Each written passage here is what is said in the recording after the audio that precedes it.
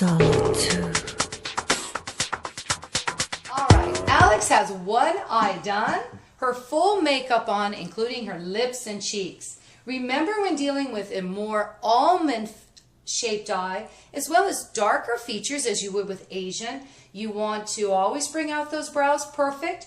Maybe do a little contouring there to define your features. Of course, you can see all that on our other instructionals. And we did a nice burgundy rum raisin lip liner with rhubarb lipstick, a little shimmer in the middle with Starlight, our little Starlight shimmer lipstick. So she's looking real good. On this eye, you can see, of course, with an almond-shaped eye, you always want to use eyelashes to pull those eyes out. You can also see, in close, a little bit more depth with this lash. You'll see that there is a nice, deep, thick lash applied, as well as a dark, deep eyeshadow applied. And we'll be discussing that next to really pull those lids forward. Open. When dealing with an Asian eye or an almond-shaped eye, you don't really have an eyelid to play with. So that's what we want to do. We want to create a lid and pull those eyes out. First thing, of course, is always set the lid with some pretty face powder. Transparent, oil-free, yellow undertone. We're going to use the Pro palettes like we do with everyone. This is a perfect combination to apply your shadow to go with all of your costume changes and looks.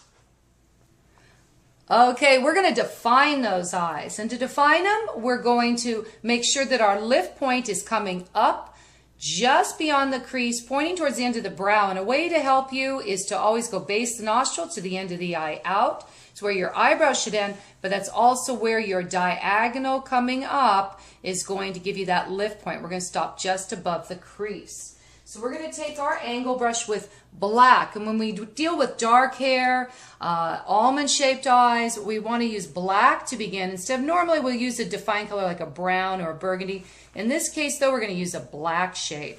We're going to really define that outer corner, and we're going to come up, and we're going to come and create our own lid there coming up onto the bone, and we're going to pretend there's a crease here. We're just going to make our own crease coming over.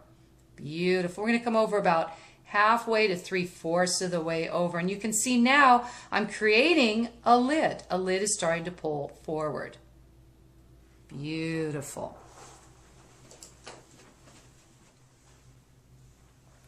The next thing we're going to do now is use our standard defining color.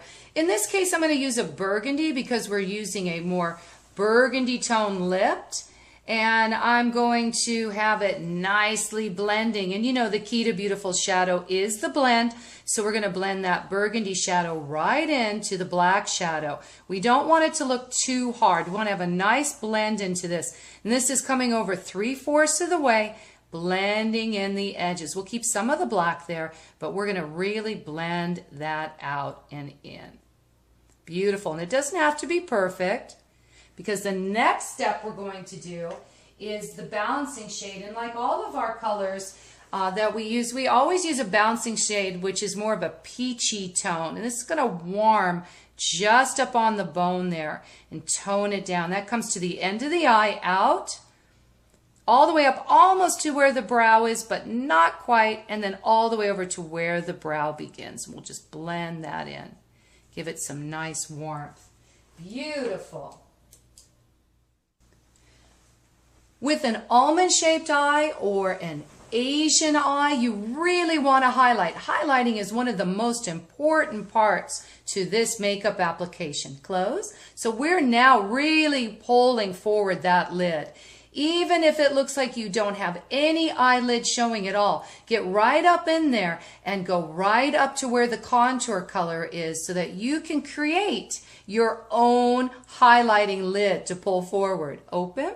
You can see now that's really coming forward and really opening her eye. Gorgeous. Of course, shimmer is never more important again than now. So we're going to add some shimmer in the inner eye corner, the brow arch, and the center of the lid to pull forward even more this look. Fantastic.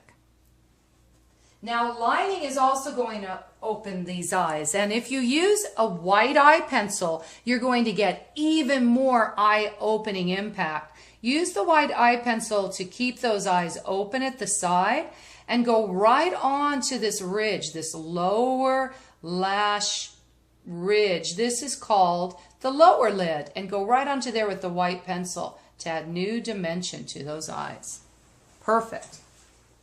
Lastly, we're going to line, and as always we line, in this case we defined with burgundy, so we're going to line with the burgundy, and we're going to line just along the lash line coming out to where that white pencil is. So you're going to go just along your lash line,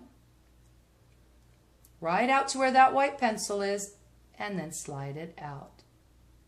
Fantastic. It gives it a nice definition below. Perfect.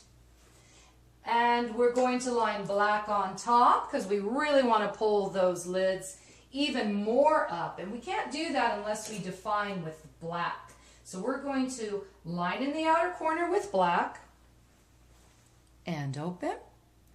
With the eyes open, we're going to go right where those lashes are, coming up towards the end of the brow. There's that lift point again.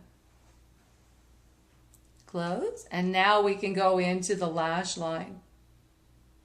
Fantastic. Open.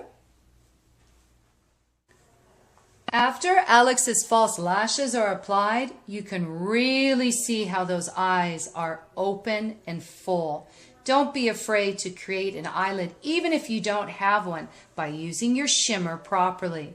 She looks absolutely beautiful. I got my algae hip-hop jacket on and I'm ready to dance. Solitude.